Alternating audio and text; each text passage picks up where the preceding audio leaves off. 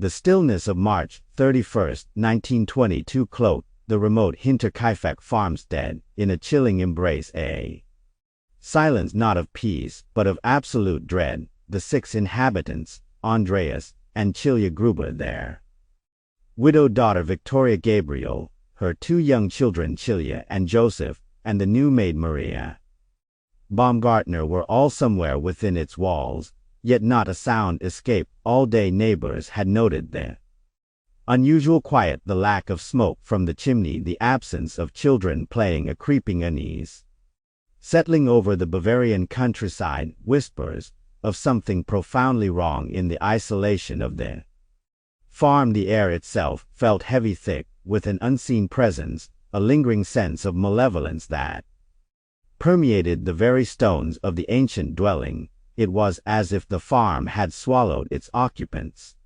whole, leaving only an echoing void of unanswered questions and burgeoning fear.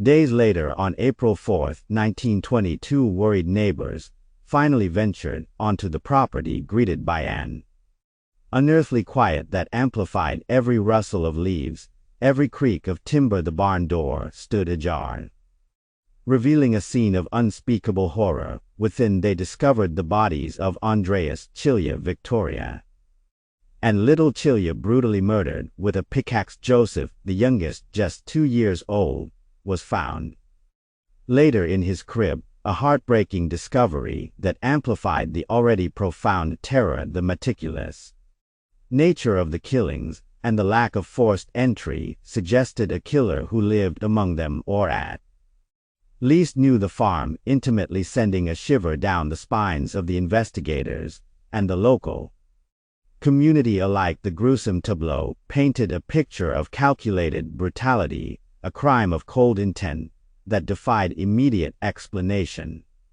The investigation that followed was a labyrinth of bizarre clues and dead ends. The murderer or murderers had apparently lived on the farm for several days after the killings, feeding the animals and even eating meals. This chilling detail transformed the crime from a simple act of violence into something far more sinister, a deliberate occupation of the home of the deceased. Authorities noted a significant sum of money missing from the farm, but also observed that some valuables had been left untouched. Adding to the perplexing nature of the motive, the isolated location and the lack of witnesses only deepened the mystery, casting a long shadow of suspicion over anyone and everyone connected to the Grubers, a pervasive fear that the killer still walked among them. Despite extensive efforts, including widespread interrogations and even the use of psychics, the case of Hinterkaifeck remains unsolved to this day. The silence of the farm endured, echoing through the decades, a testament to the chilling enigma that unfolded within its walls. Theories abounded, from a disgruntled former laborer to a jealous lover, or even a cult, but none ever led to a definitive answer. The lack of a clear motive, combined with the baffling details of the crime, cemented its place as one of Germany's most infamous and haunting cold cases. The perpetrators of this horrific act simply vanished into the shadows, leaving behind only unanswered questions and the spectral memory of their victims.